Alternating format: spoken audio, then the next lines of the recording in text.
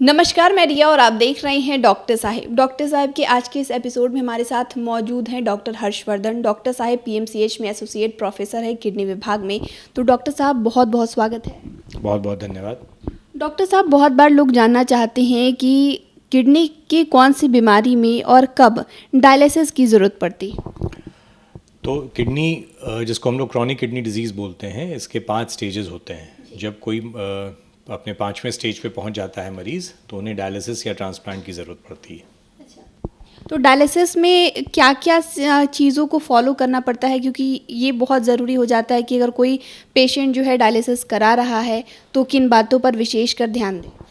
तो जो डायलिसिस पे पेशेंट जाते हैं, सबसे इम्पॉर्टेंट ये है कि जो डायलिसिस शेड्यूल उन्हें दिया गया है, हफ्ते में मिनिमम 2 बार डायलिसिस का शेड्यूल दिया गया है, वो अपने डॉक्टर के सलाह में रहते हुए नियमित रूप से अपनी डायलिसिस कराएं, क्योंकि वो बहुत ज़रूरी है।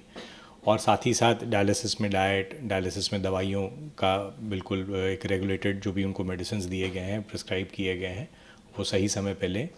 और बीच में जब भी ज़रूरत पड़े या कम से कम महीने में एक बार ज़रूर नेफ्रोलॉजिस्ट से मिले।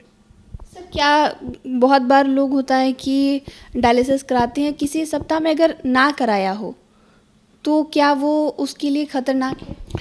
तो डायलिसिस अगर आपको किसी डॉक्टर ने प्रिस्क्राइब किया कि आप डायलिसिस पे आ गए हैं, तो हफ्ते में मिनिमम 2 से 3 बार डायलिसिस करने की आपको ज़रूरत पड़ती है। और कभी भी डायलिसिस मिस ना करें, क्योंकि डायलिसिस कई बार मिस करने से आपको अचानक से सांस की तकलीफ़ हो सकती है और भी कई तरह की परेशानियां हो सकती हैं। तो अगर आपका एक शेड्यूल डायलिसिस का बन गया है, तो जिस दिन आपका शेड्यूल हो, कोशिश करें कि उसको फॉलो करें, उसे मिस ना करें। अच्छा, ऐसे में डायलिसिस के भी कोई स्टेज होते हैं कि या फिर कोई प्रकार हो सकते हैं? तो डायलिसिस 2 प्रकार की डायलिसिस होती है। एक होता है जिसको हम लोग हीमोडायलिसिस कहते हैं, जो आप लोग जानती हैं आमतौर पे, जो आप हॉस्पिटल 2 बार जाते हैं, ब्लड के ज़रिए आपका फ़िल्टर होता है। और एक होता है जिसको हम लोग पेरिटोनियल डायलिसिस कहते हैं, जिसको CAPT बोला जाता है, जो पेट में आपके पाइप डाल के पेरिटोनियम के थ्रू डायलिसिस होती है, उसको हम लोग पेरिटोनियल डायलिसिस बोलते हैं। तो ये प्रमुख 2 प्रकार की डायलिसिस हैं। अगर कोई किडनी का मरीज़ है, क्रॉनिक किडनी डिजीज़ हुई है, तो उसके लिए बेहतर क्या हो सकता है इन दोनों ही समान हैं। दोनों में से कोई भी जो उन्हें जहाँ पे भी वो आराम से करा सके, तो दोनों ही समान है। ऐसा कोई दोनों में बहुत मेजर डिफरेंस नहीं है। अच्छा, तो ऐसे में एक मरीज़ जो है डायलिसिस कराते समय भी उसको अपनी रोज़मर्रा की ज़िंदगी में क्या बदलाव करने की ज़रूरत है, क्योंकि देखा जाए कि हम रोज़ जो कर रहे हैं उसका कहीं ना कहीं असर जो हमारे स्वास्थ्य पे भी पड़े। रोज़ जो डायलिसिस करा रहे हैं, उन्हें हमेशा ध्यान रखना है कि जो इन्हें दवाइयाँ दी गई हैं, जितना उन्हें फ्लूइड लेने को कहा गया है, जो उनका खान पान जिस तरह से निर्धारित किया गया है, उसको स्टिक करें, रेगुलर वे में डॉक्टर से मिलते रहें, और बाकी कोशिश करें कि इन्फेक्शन से थोड़ा बचकर रहें। तो यही बेसिकली प्रमुखता उन्हें देखना होगा।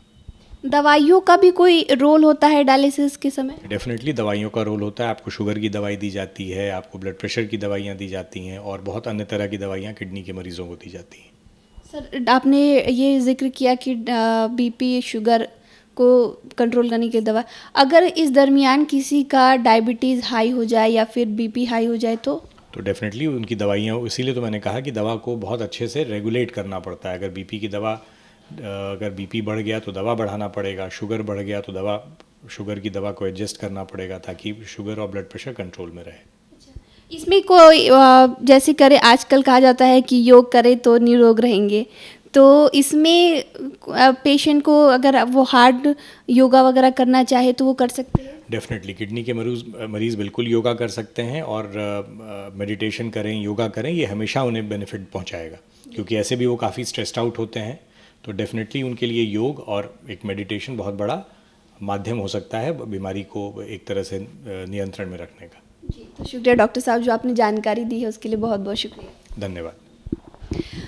तो आपने डॉक्टर हर्षवर्धन को सुना, जिन्होंने हमारे साथ जानकारी साझा की है कि एक मरीज़ को, जो किडनी का मरीज़ है, उसे कब डायलिसिस की ज़रूरत पड़ सकती है।